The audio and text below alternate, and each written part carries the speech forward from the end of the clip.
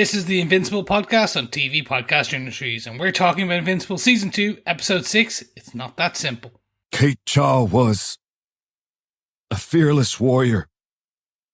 Though her powers came from a family curse, she believed they were a gift to help those around her. That was Kate's real power. Her unwavering belief that this world is good, even when it killed her over and over and over again. Kate never stopped believing that and encouraged me to do the same. Kate Chaw was a kindred soul.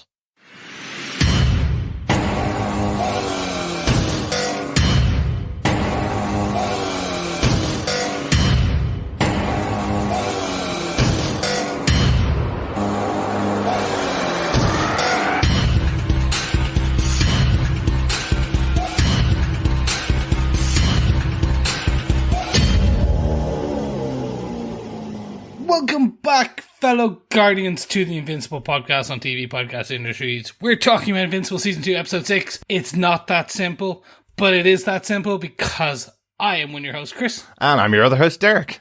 See? Simple. Yeah. Simple pimple. Simples. Two hosts. Yep. We get this done. It's going to be great. Absolutely excited to be back for a second episode of Invincible in the second half of the second season. All the twos there. Yeah. Two. And it's an episode. Mm-hmm. Spoiler alert, I liked it. It was a really good episode. It was great to see it, see what actually happened after the end of episode 5. I didn't expect what we got in this episode. So, very, very excited to talk about this one. And I really enjoy how they're kind of bookending a lot of this. Like, these last two kind of could be watched back to back and kind of has a nice, neat end, beginning, end, and middle and end part to multiple stories. And then with the mid-credit here, we see how they're going to set up towards the back end, the final 2 episodes, as we kind of aim into this end of season 2. Absolutely. And I know I say this a lot with Invincible, but so much goes on in the 45 minutes of these episodes, or 50 minutes in some cases. So lots going on in each of the episodes, lots to talk about. So if you haven't subscribed to the podcast, though, you can subscribe to the podcast by going over to our website at tvpodcastindustries.com. Subscribe over there and you get access to all the shows that we're covering, including the 2 other shows that we're covering every week at the moment, Shogun and Star Wars The Bad Batch, along with Invincible, have episodes coming out every week at the moment. So lots and lots of stuff from us on TV Podcast Industries, and almost 1,000 other episodes as well of other stuff you might be interested in. But we also want to hear your thoughts. We're recording a little bit in advance for these episodes, and we are reading out your thoughts and feedback on the previous episode each week. So if you want to send your thoughts on this episode or any other episode of Invincible, you can email us to feedback@tvpodcastindustries.com, or join us over at our Facebook group at facebook.com/groups/tvpodcastindustries. Yes. With all that said and done, though, Derek, would you like to tell us who gave us what, where, when, and how with the episode details for this one? Of course, yes. The show is created by Robert Kirkman, Cory Walker, and Ryan Ottley. This episode was written by Vivian Lee. She was a writer on 3 episodes of the excellent horror mystery show From, and 3 episodes of the sci-fi family adventure series Lost in Space. So she has some precedence for space set drama before, and just like comedy in there as well. But the excellent show From. Have you seen any From at all, Chris? It's in my to watch bar. It's okay. like I've seen it, I've seen the trailers, and I'm like, I have to watch this. This looks amazing. Yeah. And it's one of those, I have to finish it to get there. I think it'd be right up your alley. We watched I think the first season in about 2 days. We just couldn't stop watching it. It's excellent. And then the second season is really good as well. Looking forward to it returning. But yeah, Vivian, we're 3 episodes over on that. The director of this episode is Choi. Saul directed the first episode of this season, Invincible, as well. Yeah, we're keeping it in the family. Exactly. Always a good thing. Exactly. Keeping those directors on board. Always good. Chris, do you want to tell us what they gave us with your synopsis for Invincible 206? It's not that simple. Sure. King Lizard quickly puts a bullet in Rexplode's brain, but it's not enough to kill the hero, and he quickly beats the Lizard League's leader with everything he has left. The GDA arrives just in time to save him and Shrinking Ray. They take them to their facility to recover, along with the bodies and body parts of the dead duplicate Meanwhile, back in space, Shapesmith transforms into a shield to protect Rudy. This gives him enough time to create a device to stop the attacks of the Sequids and free the human astronaut Russ Livingston. They escape with Russ in tow and the Martian chasing them down, looking to punish Shapesmith for his part in the release of the Sequids. Back in Earth, while at the funeral of the duplicate, the Immortal realizes that there was something different about their relationship. He thought they'd have longer together. Amber and Mark are also questioning their relationship and seek outside counsel. Adam Eve tells Amber that she needs to spend her time she can with Mark, while Art, the super tailor, tells Mark the exact same thing. Later at Mark's home, Debbie finds a nanny to help with her new alien stepson, who she has named Oliver. Even though April, the nanny, works for the GDA, she convinces Debbie that she is the right person for the job. The GDA are also responsible for returning William's boyfriend Rick back to his full health after he was turned into Reaniman. He's back in college, but is he still the same man he once was? While back at Art, Mark tells him of Omni-Man's advice to read the books he wrote. Art gives him a copy of his old, poor-selling sci-fi novels. When Mark reads them, he believes there's something hidden in the books that could help him beat the Vultramites. His theory is confirmed when Alan, the alien, visits them to try and bring Mark into the coalition of planets. Alan tells him his father's stories are of legendary creatures and planets that might help them turn the tide of the battle against the Vultramites. Meanwhile, as Russ Livingston tries to settle back into his apartment after returning from space, a Rhodes Sequid repossesses his body. In a secret location deep in space, Omni-Man has not been executed. He's being held by the Vultramite Empire. If he renounces his ways, he'll be allowed to rejoin the Empire. But General Krieg believes Earth must be dealt with for their part in changing the formerly loyal Vultramite. In a mid-credits scene, Angstrom Levi gets all dressed up and travels through many universes to meet an old friend. See, told you there was loads going on. There's a lot in this. Doesn't feel like it. Again, you just said that, like, the 40 minutes, they pack in a lot in these 45 minutes. Yes, they do.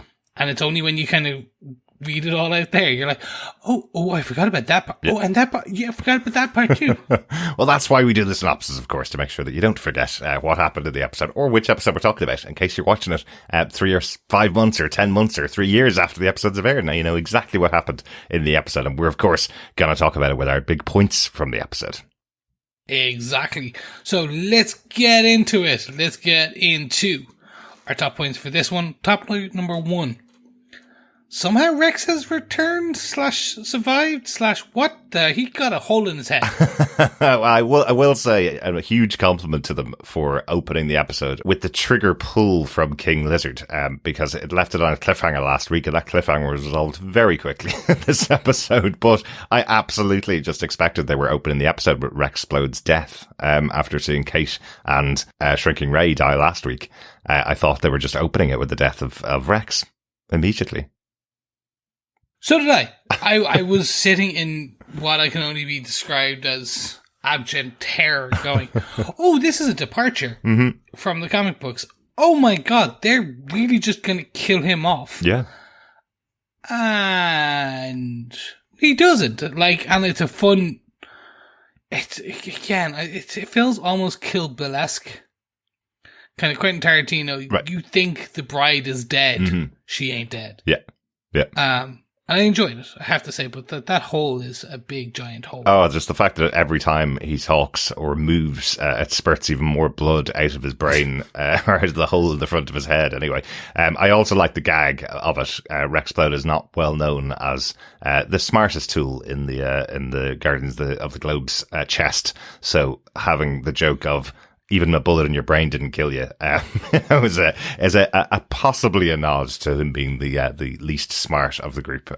So I thought that was a little joke they were having on Rex. But it is great, you know, as it goes on. He effectively, it looks like he beats King Lizard to death with the stump of his arm, and a headbutt from that bullet ridden head that he gets.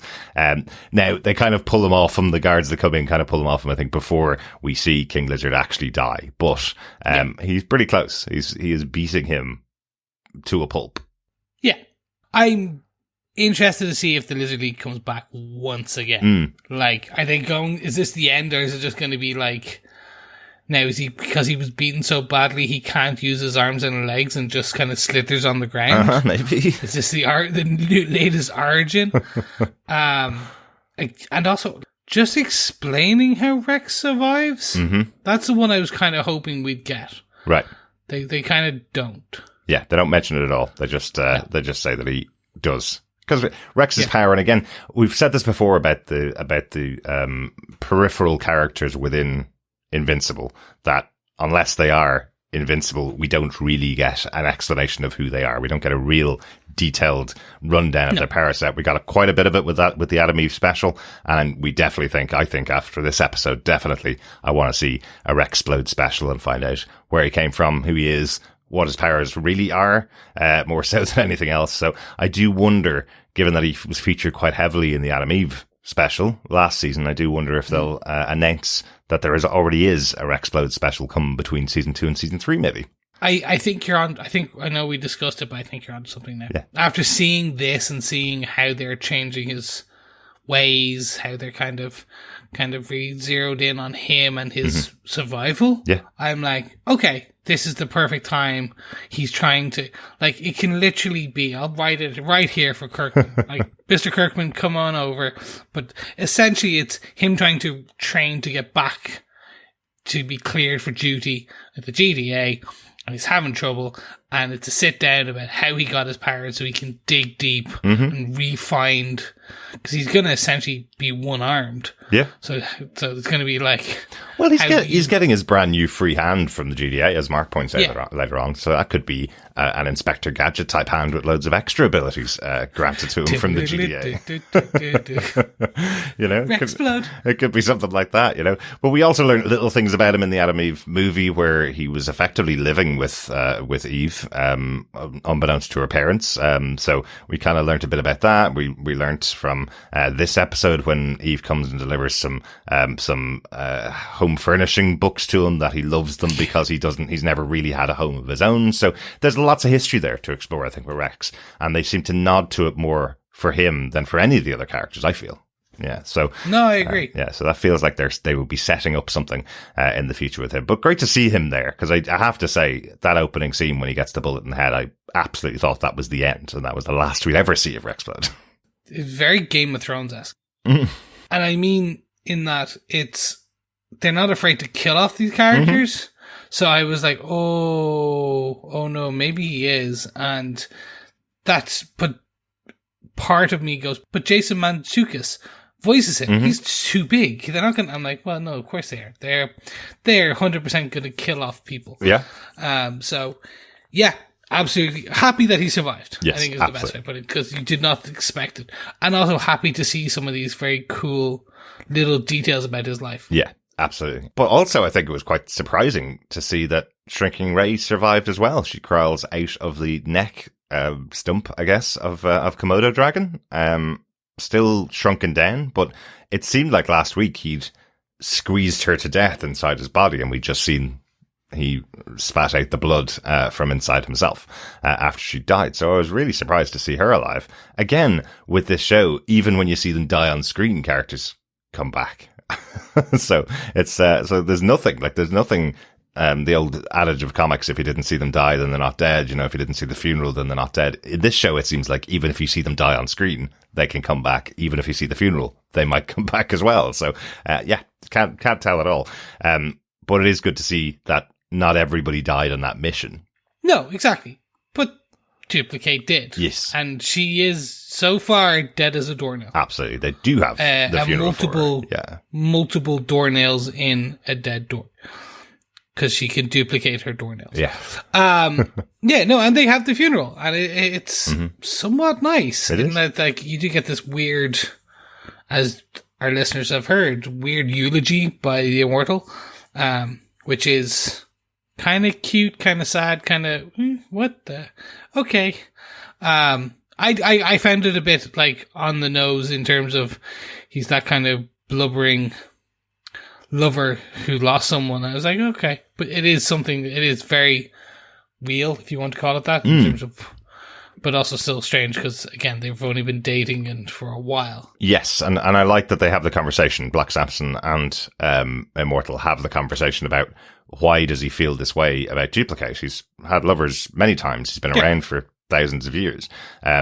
Why would it be Duplicate that would cause this problem? Because he's survived the death of lovers before, obviously many times. So why Duplicate? And I think it kind of goes back to the conversation they had last season, or the other half of the season, where Duplicate explained to him that every time one of her duplicates dies, she feels the death. And Immortal was saying, well, every time I die, even though I can come back from it, I feel the death completely. So there's that connection between the two of them that he may not have had with somebody else before. So he felt, because he's immortal, when he dies and comes back and Duplicate keeps coming back over and over again, that potentially they could have lived together forever. So, or for a very long time at least. So it's that thing of being impacted by the actual death of someone you thought could never die. So yeah, thought that was a really good conversation and really interesting to see his reaction to her death. Yeah. We're seeing the growth of the Immortal as a character throughout this. Yeah. So we see him grow in terms of how he dealt with Mark up on the spaceship. We see him here discussing the Duplicate kind of scenario. And we see him kind of start to kind of, I don't want to say soften, but become a better leader, if you want to call it that. Yes. Throughout this. So it's again showing that the typical character arcs that you think you're going to see in a lot of these shows, and it's just not what to expect when it comes to Invincible. Exactly. But it is a really good one, and I have to say, I know we did play the clip up front, but that line in his eulogy did make me laugh really hard about Duplicate, believing the Earth was great for her, even though it keeps killing her over and over and over again. I thought that was really good, even though it wasn't meant as a joke. I thought it was quite funny. It was wordplay. It was meant. Speaking of the spaceship battle, should we move up to point number 2? Absolutely. So, this is very much just all about the Guardians of the Globe saving Russ Livingston up on their big spaceship from the Sequids, and it's this battle that we do see Robot do his thing. We see essentially like Robot and even Adam Eve get kind of retaken, but you see Invincible and Immortal doing their thing, coming together, saving the world, learning to work together again, kind of putting aside differences. Yes. Very much your superhero trope. Yeah, but it is fun. a very big thing for Immortal to admit that Mark's better and faster than him. Again, for those of you who don't remember, Immortal has had a huge problem with Mark because his father's the one that killed the original Guardians of the Globe, including him. And he's always thought he should be the protector of the world. When Omni-Man came into the picture, he kind of took over that position from the Immortal and then killed everybody. So he was the spy amongst their myths almost. So Immortal's always felt that he would never let Mark into that position because he trusted one person before, and that person ended up killing all of his friends and all of his colleagues.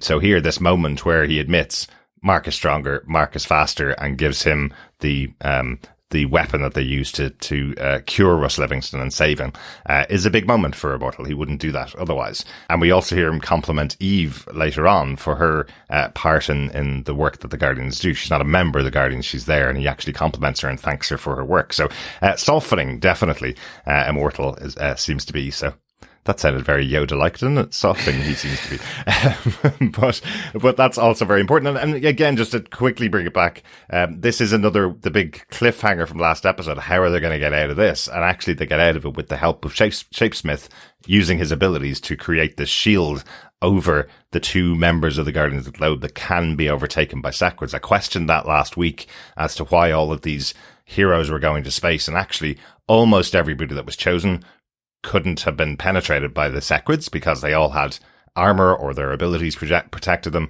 It was only Robot, and Rudy was inside Robot, so he couldn't have been attacked, and Eve was using her powers to make her own suit of armor effectively. But that armor fell off, when her powers failed, and really was outside Robot doing this work. So both of them could be attacked and were possessed by the Sequids after their plan went.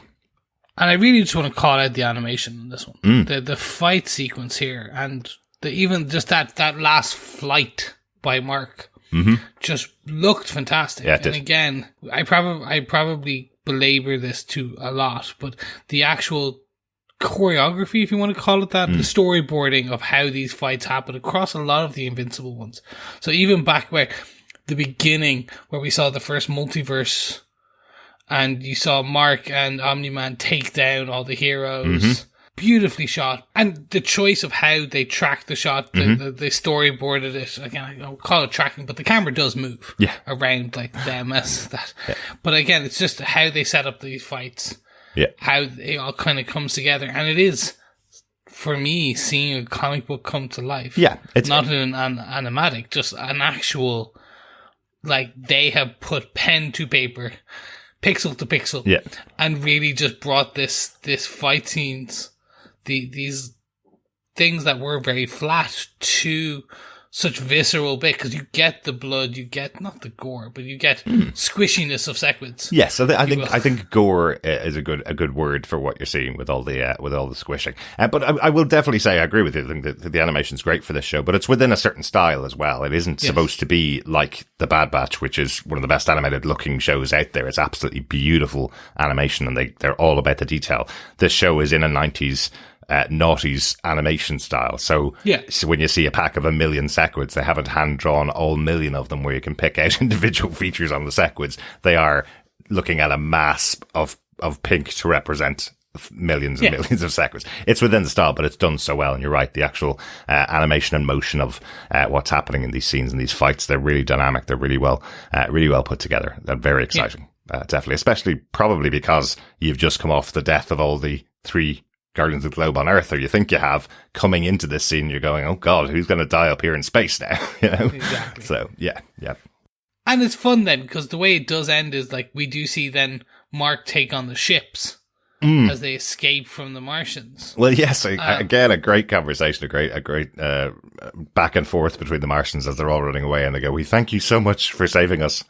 But you can't leave here with Shapesmith, because he's effectively the killer of our race. So, we're going to have to punish him for it. Mark asks, what's that punishment? They go, we're going to have to kill him. And then that's it. They're on the spaceship. They're running away with all the Martian ships chasing them. Really good fun.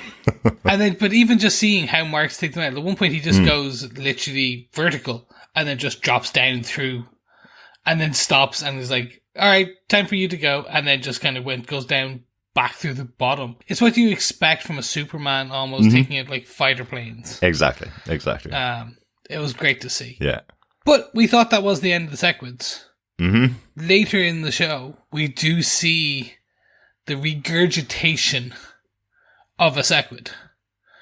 So the Sequids now are back on Earth, along with the once glorious and slightly better astronaut. Poor Russ Livingston. I feel so sorry for him. He gets back to his apartment that Shapesmith's been living in and destroying for the last few months, trying to clean it up, and then throws up and gets repossessed by by a Sequid. So we had about an hour of not being controlled by the Sequids. I love that moment when he's in I think it's in the GDA headquarters where they're taking care of him in the hospital anyway, and he just goes, they just won't let me sleep. They never let me sleep. They never sleep, so I didn't sleep. And it looks like it's been a year where he's just been wide awake the whole time, seeing what's going on. So he looks very, very put upon. And then, as I say, getting back to his apartment and seeing it trashed as well. So he's not having a good life, poor old Russ.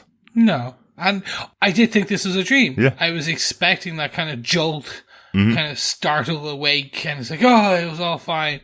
But no, like, the Sequids are there, they're here, and they're going to slowly repopulate the Earth.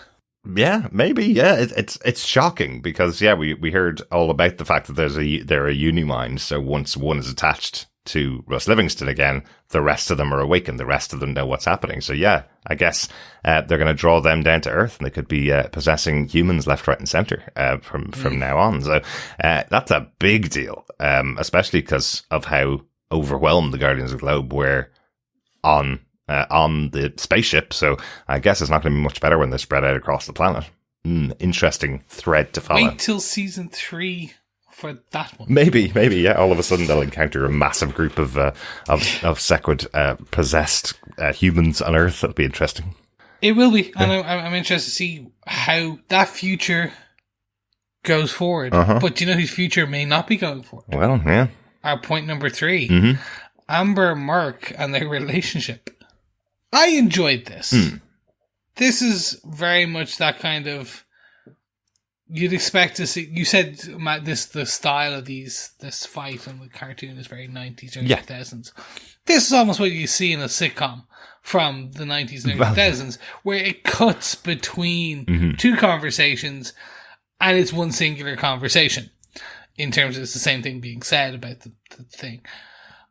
I enjoyed how this was put together. And what it is essentially saying is that, that these two are not destined to be together. These two should, if they try to put a bit of work in, but they just don't think it's right. And it's probably not going to end well. Yeah, it's an odd one, isn't it? It's both of them are frustrated in their relationship, but feel they can't be frustrated because Mark's a superhero and he's saving people. So, so effectively, Amber's kind of going, well, I can't complain about it. I can't complain about him not being here because he's saving human lives. Like, how desperate would I be if I say, you left me at dinner on my own because you had to go and save 100 people on the other side of the planet? You know, how awful would it be if I said that to him? But it's, I think the advice they both get is just make time for each other. And if you don't make time for each other, then you can't possibly be together, right? So, but it is, it's so well cut together. I like that Mark goes to talk to Art. Seems like an odd person to go to talk to for him. He does have other friends to talk to, but William probably not the best relationship advice at the moment. And Amber's kind of going, well, William's Mark's friend, so I can't really talk to him. So she goes to talk to Eve, who's also a superhero who has only had one relationship in her life. So she's not exactly relationship savvy, but it was interesting that those choices were the ones that were made, and both of them gave the same advice to each party, and the way it was edited together was really good. I like Art. Art for me is a good choice because he's human and so used to kind of dealing with superheroes, and we know that he was very close to Omni-Man and Debbie. Yeah. And he's even been over to see Debbie since Omni-Man has left. That's true. And it's also Mark Hamill, so anyway to squeeze Mark Hamill into the show is always good. Even Amber, I agree with that one. That was just no, she should have just gone to she should have gone to one of her girlfriends, and it should have been a conversation about he's saving kids in Africa type thing, and it's this really bad lie. I enjoy how it for me, it was the editing. It was just how that conversation was brought together. But it's a big point in that this may spell the end, by the end of the season, for this relationship. They may not. No, and it may end amicably. May not. Yeah. Time will tell. I feel like there's quite a lot of nods in this episode about what's happening, what could happen in the future. We see the hug between Eve and Mark after they've survived the Martian attack, and Mark gets a little red in the face and gets a bit happy about the hug, I guess. Yep. And then we hear when Rexplode tells Eve that Mark and Amber's relationship is... and she asks him to explain further that we see Eve might be very interested in an idea that Amber and Mark might have broken up. So I think it's pretty likely we're going to see the two of them together at some point in the future. Yes, but who knows? It makes the world a lot less complex if both of you are superheroes in a relationship, I presume. Yes, but of course you should know that. But it's not. Of course you wouldn't. You've got a secret identity. Don't reveal my secret identity, Chris. And that John is also a superhero. Yes. I don't think editing a podcast is a superpower, though.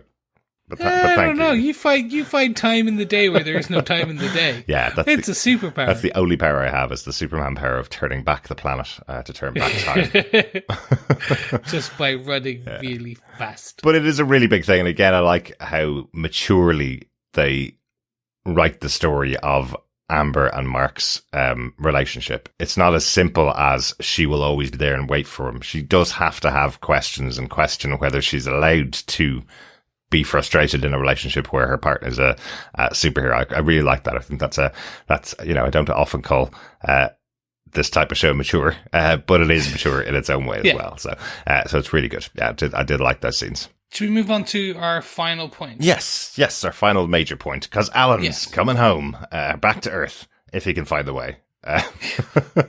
He does question himself when he's standing above Earth, doesn't he? He's kind of going, all right, I'm here now. It was Urath that he was supposed to be monitoring, and that's why he was above Earth in season 1. That's how himself and Mark met the first time. But here he is above this entire planet going, where did Mark say he lived again? How do I find him now? And it's Immortal that comes and confronts him, because Immortal's really angry about what's happened, wants to go out and punch something, and comes straight out into space when he hears the alien presence out there to try and beat the crap out of Alan. Yeah, and this gives off some of the best comedic energy. It's pure Seth Rogen, in that, like, you get this, that the two-way telepathic communication only works two ways. Yes. It's like, we can't have a three-way conversation. And it's just like, oh, that's clever. And I love how frustrated Immortal's getting with the idea that this guy can talk into his brain. He's like, get out of my mind, as if he's controlling it rather than just being able to talk to him. I thought that was really good. Again, this kind of repeat of the mistaken identity of the first time Alan was there at fault with Mark, and now he's fighting with Immortal while Mark's trying to calm down Immortal. Again, they don't have the greatest relationship either, but eventually he does calm down Immortal and tell him who Alan is and gets him back to the planet. Yeah, and then we do get this fun reveal all about the books that Omni-Man was writing. Yes, of course, because Art had a copy of the other set of books. So we were joking about the direction that came from Omni-Man to Invincible to go and read his travel books, and maybe he'd find out some secret information hidden within the travel books. It wasn't the travel books; it was the sci-fi books that Nolan had written when he was a bit younger, and that didn't sell really well because true sci-fi doesn't sell very well, apparently. No sci-fi sells well. Well, yeah. No, it's not. Unless you're Game of Thrones. No, this was fantasy, fun, Chris. It's a completely different series. Unless you're Star Wars related or Star Trek related. Yeah. Yes. This was fun because you get to see that they, like, in actual fact that Nolan was just writing about, like, planets and things that could potentially hurt the Viltrumites. They were his reports back to the Viltrumite Empire. Yes, that's what it seems like. So these were kind of his reports come added with. So we saw the Space Rider with his gun that can take on anything and destroy anything. Yes. We saw this pack of feral animals, but because of the gravity on that planet, their talons and kind of beaks or mouths could tear into Viltrumite skin. The Ragnar, yes. The Ragnar. Yeah. So just really fun seeing what starts as kind of very stylized, childish kind of sci-fi pop twist to what the truth is. Exactly. And it also felt like little minisodes in the middle of the Invincible show, because you have the actual, while Mark's reading the story, you have the visualization of the story itself being shown on screen. I like that. Of course, Nolan is the protagonist as well. In both of these, he's the one visiting the planet. He's the main character, so they are able to have Nolan in there. But yes, there's two new weapons that have been found here: the Infinity Ray, which could potentially damage Viltrumites, and the Ragnar, that if you could weaponize them in some way, they could rip apart a Viltrumite. Yeah, interesting. I loved how this was done. I loved how it came together. It was like it's a fun way of showing, not just kind of like, hey, here, go on this quest to find these 5 things. It's like, hey, read this book that's stylized into 1960s pulp sci-fi and try and discover the meaning. So I think we'll get more of it as we see towards the end of this episode that Nolan's alive. He is not dead. He is being held on the Viltrumite deep prison or deep space prison. Yeah. And is being told to, he's fully healed, but he's being told to kind of repent, come back to the Viltrumite the Empire, and be part of us because they're going to take down Earth. Absolutely, and it is a really interesting quirk of the Viltrumites, isn't it? That they do believe they are Nazis, they are space Nazis. They do believe that they are the master race, and the one thing that they can't abide is killing another Viltrumite for whatever reason. So even though Nolan turned on them, even though Nolan went against them, even though Nolan tried to kill other Viltrumites, they are going, if you just repent now, you'll be able to rejoin the Empire. You know, they took him back to sentence him to death. That's what we were told. That's what Mark was told. He's going to die. You have to take over his mission because he's going to be put to death. But here they are again, extending the hand to him saying, well, you can just repent and come back into the Empire. Nolan doesn't say anything, of course, because he doesn't want to go back into the Empire. He's made his choice, and lost a lot of family and friends because of it.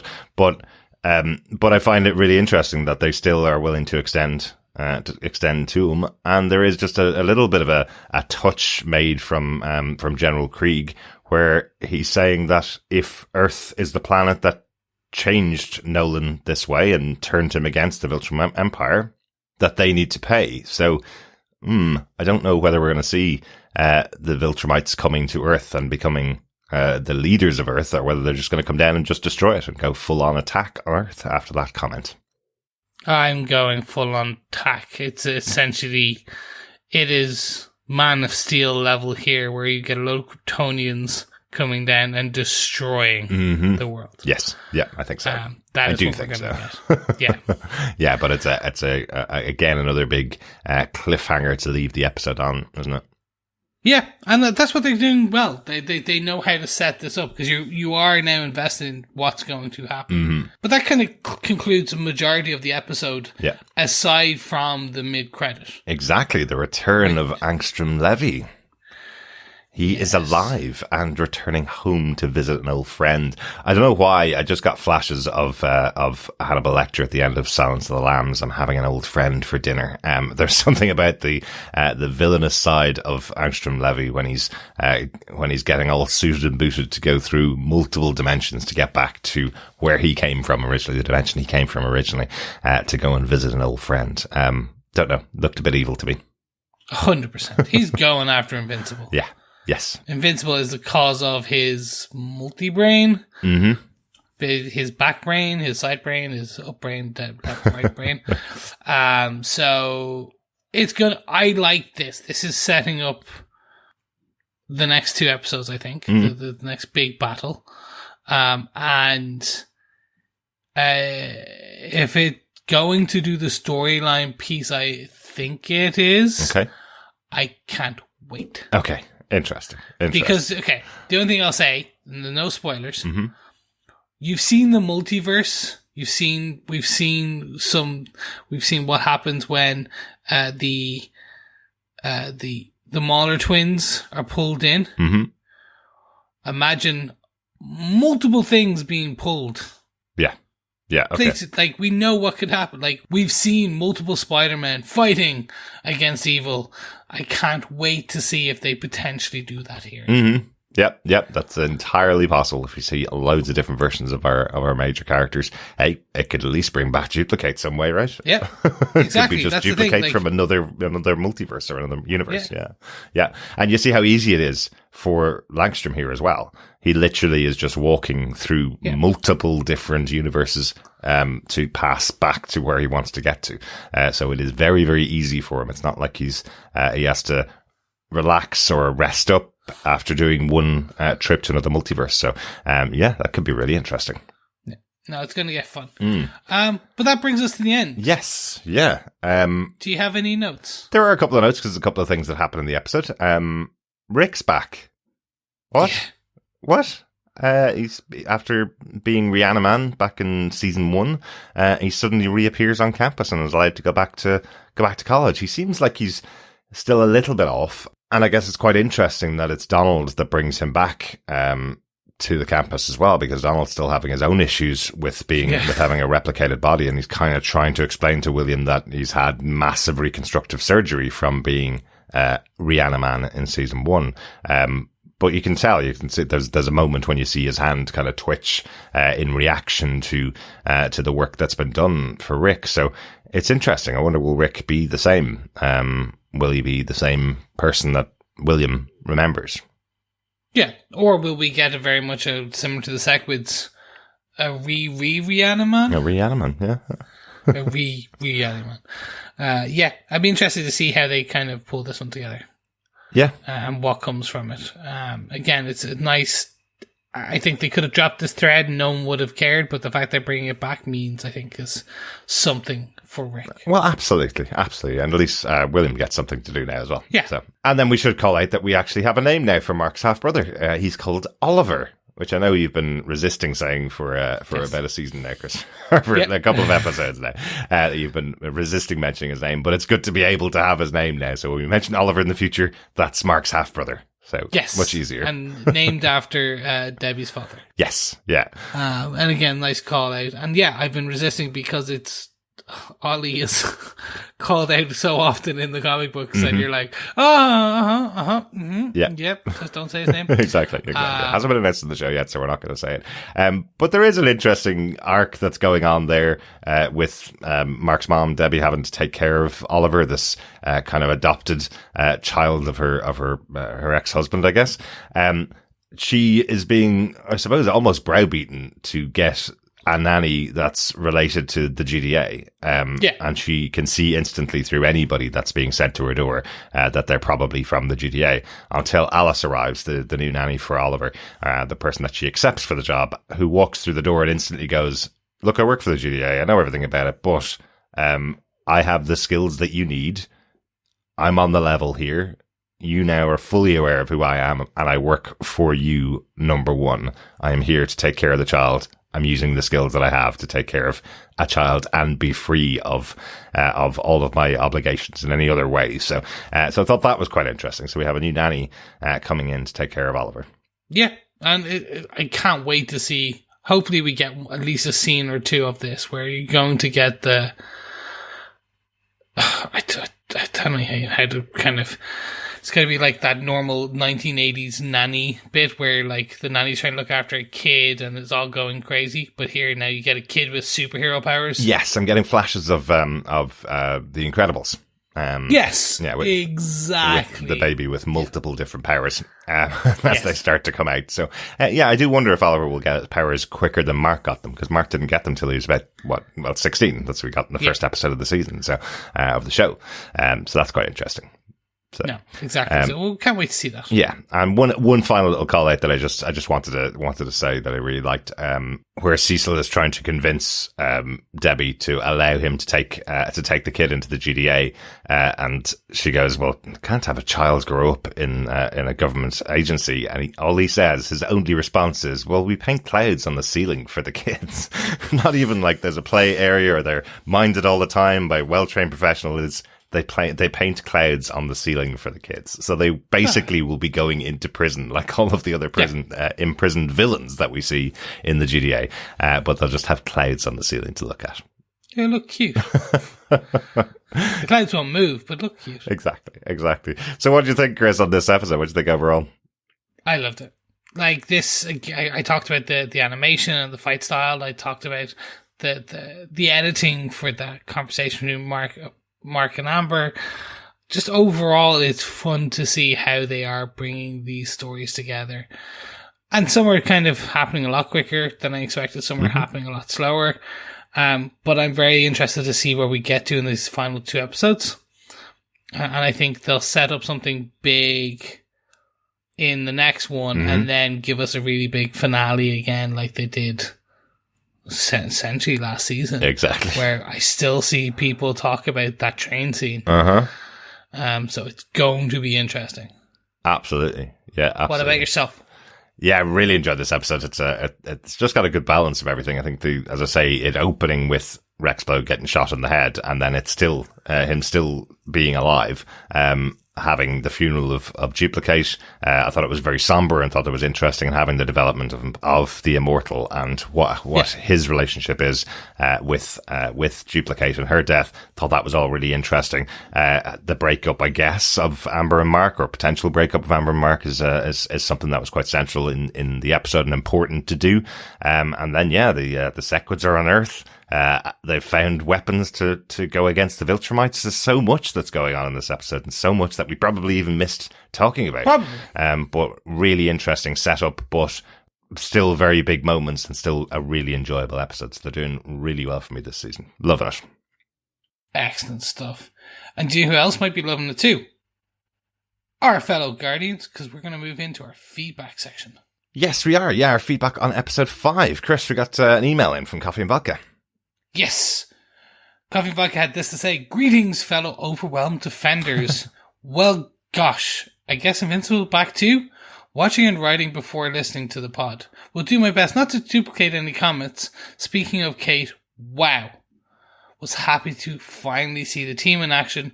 Should have known, with Kirkman, getting what you want isn't necessarily getting what you want. Mm-hmm. Kate and Ray being taken out by a single baddie who would have taken out Rex as well, but for a fluke of baddie stupidity. If he survives, maybe he can get a new name, as well as a new hand. I mean, Pyrex was right there." How many or few will survive the second space fight is anyone's guess. Why do so many supes vie for a place on the Guardians team when fatalities are possible to the point of probable? Mm-hmm.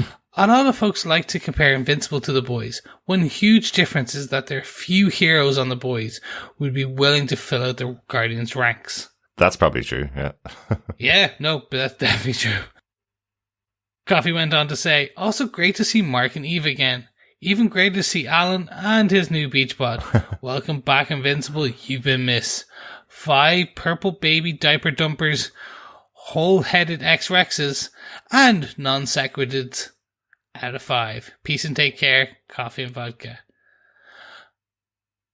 Thanks, Coffee and Vodka. God, these 4 out of 5, 5 out of 5s are getting tough, man. Like, they're tongue twisters on their own. I probably had to do 5 takes on that one. I love them. I'm so glad you're happy everything's back. Yeah. I get the feeling like it's the same. It's like a lot of people are like happy it's back, giving them what they wanted, not what they really wanted, but like it's what they wanted and not what they wanted. Or what they wanted, but then there's the bad. It's the monkey's paw. You get what you want, but is it worth the price? Exactly. Well, that's also Invincible, right? You watch the show and, you turn on an episode, you go, oh, it's great to see that character. And then they could be dead by the end of the episode. And then they could be alive back next episode, but maybe not either. But it's great also to have Coffee and Vodka back. I know he's not listening along to Shogun, and he's not watching The Bad Batch either. So great to have Coffee and Vodka back with his thoughts about Invincible as well. Lots more shows coming up this year, as you know. So there'll be lots more for you to listen to too. It is a really interesting point though. We always compare Invincible to The Boys. That's why it's on our Boys feed for TV Podcast Industries as well. But the reason for that is more to do with the blood, the violence, and the adult content. But absolutely, there are no heroes in The Boys, so none of them be willing to stand up for something like Guardians of the Globe, who actually take care of problems in the world. They're always set up to go after what the PR team think would be good for their PR, right? So that's not the Guardians of the Globe. The Guardians of the Globe are heroes that go out, put themselves on the line, and could be dead on any given mission. Remember, Rex Blode thought he was just going to have a pizza night because the rest of the team were going off to take care of the big challenge that they had, and ended off killing, well, we thought at the end of that episode, killing 3 members of the team. So, yeah. And yeah, seeing Kate and Ray being taken out by this baddie in episode 5 was shocking, I think, is probably the best thing. I think the fluke of baddie stupidity is very true. As you've seen in episode 6, like, Rex is less fluky. I think he's just, I don't want to say lucky, because that's very fluky, but probably more just, there's something that's going to reason he can survive with a hole in his head. We'll have to find out. But yeah, we'll have to find out. Yeah, excellent stuff. Thanks so much, Coffee Vodka. Thanks, Coffee and Vodka. We also got an email in from Meryl Smith who says, well, so far it looks like Donald has gone the Cliff Steele robot man path since he's only a brain in a metallic body. Debbie's boss was totally hitting on her. Somebody called Toby Flenderson because there's a HR violation in the works. I'm curious if Kate's death is going to stick. These characters have come back from worse. My guess is that the reason we're not seeing Mark have these conversations on screen is because part of the info given out is not all of it. He's possibly keeping the I have to take up my dad's post and there's a time clock on it and there are huge ramifications for it if you don't do it to himself, until he can process it and find a way to avoid the exact outcome that's coming. I wonder where those books ended up. I like the small scene with Eve Rex alluding to the comics that there is more beneath his Rex facade because it exists because of trauma, and their relationship was basically trauma bonding. Well, that's interesting, Meryl. So yeah, that a little nod there maybe to some of Rex's history in this episode. I'm feeling more and more that we need to see a Rexplode spin-off episode to get more of that backstory. Or we'll get an Eve and Rex kind of the early years type thing. Yeah. Before season 1. And that will give us some of the background too. Yeah, exactly. That's kind of what I think is they would do as the next movie, like the Adam Eve special. That came out of nowhere. That was announced and then released within the same week, wasn't it? So, God, yeah. So we could be having a Rexplode one coming up. That's my feeling anyway. I think that's a really good theory on why Mark is keeping it to himself, why we're not seeing on screen that he has this big job now to take up. He's just trying to find a way to avoid it, and maybe if he can find any weapon that he can find to take out the Viltrumites, maybe he doesn't have to take up that position that his dad had on Earth. Hopefully. I suppose we'll know in two episodes. We may. Less than 2 hours. You never know. We may not know until the end of season 5 or something, Chris. So the show can change the speed at which things are delivered as well. So we may not know for quite a while. Just a little nod for those of you who may not have gotten it, because I didn't, I must admit, Meryl. Meryl says Toby Flenderson, call him, because it's HR violation. That's a character in the American version of The Office, which I've never watched. I watched 1 episode or 2 episodes of it, but I had no idea who Toby Flenderson was. So, he's the HR manager in The Office. Ah. There you go. That was a good one. My missus would be very happy that someone else has called it out. There you go. So I have watched it, but begrudgingly because was on in the background. Right. I think I've only ever seen all the episodes of the UK Office, which I like a lot, but I didn't connect to the American one. I hear each to their own. Exactly. Thank you so much, Meryl, for the feedback. Thanks, Meryl. Let's head on over to Facebook, Chris. Yes. First up, we have some feedback from Patrick Lemke, who had this to say. Very emotional episode for sure. Although some of the animation was kind of choppy, especially in one part towards the end where it shouldn't have been. The show still has some great animations, but that scene looked like, to me at least, it was trying to be a Junji Ito, but didn't quite reach it. Great episode regardless, but that moment was my main complaint. Thanks, Patrick. Had to look this one up because I didn't know who Junji Ito was. I actually thought it was almost like a Bleach reference or something like that. But for those who aren't aware, Junji Ito is a kind of Japanese horror manga artist who's well known for a lot of things. And there's some great.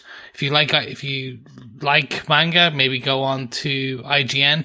They have a article from September last year where it's the top 13 best stories he's ever done. Right. So definitely big enough that he's getting listicles on IGN and type of thing.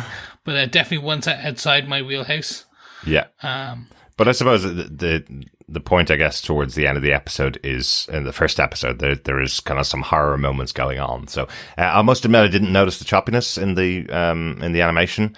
But yeah, they may have been taking reference from some other forms of horror animation to tell that tale of what's happening to the characters in there. So I'm not sure I got the same choppiness feeling, or it stood out to me because, as I said before, I know they have their certain style of animation for Invincible, and they're taking inspiration from certain types of animation from the 90s and noughties. So it's interesting that you say that it didn't kind of hit the level that you would have expected from the show there, Patrick. Yeah. But glad you enjoyed the overall episode, though. Yeah, same here, and I'm glad that it's literally one main complaint, only complaint. It's not a bad thing. Hopefully you found episode 6 better, and there was no choppiness. Absolutely. Thanks, Patrick. Our final piece of feedback comes in on Facebook from Dr. Bob Phillips, who says, "You're right, Alan, the alien. I did think you were dead. Your hulking resurrection really shouldn't come as a surprise given everything else in this episode. I do like being drawn down uncomfortable sidelines of the superhero tropes, the consequences of Mark being gone, the possibility of a workplace romance and estate agentry, and the challenge of feeding alien toddlers are threads I'll be interested to follow. Will Colin," let's just give his brother another name to be mispronounced by the show, "sprout head accessories at puberty, perhaps?" Ooh, interesting, Dr. Bob. So, potentially, our little new baby Oliver, as he's called now, which they can't mispronounce that, right? So let's see if he grows little tentacles as he gets into his teenage years to match match his bug upbringing or his bug birth. Yeah, that would be fun. There's just two little antennae. Yeah. Just kind of twitching around. If worst case he gets mandibles, that's even just weirder. That would be pretty weird. Then you get into like the body horror of the fly and yeah, potentially. I like Dr. Bob's little gag there. So it would be pronounced colon on this show, like they pronounce Cecil, which has been a bugbear of Dr. Bob's since the beginning of the series, that they pronounce Cecil. Bugbear of mine, because I keep saying Cecil. Oh yeah, I say it every time. We have to edit it out every time, every episode, get it back to Cecil.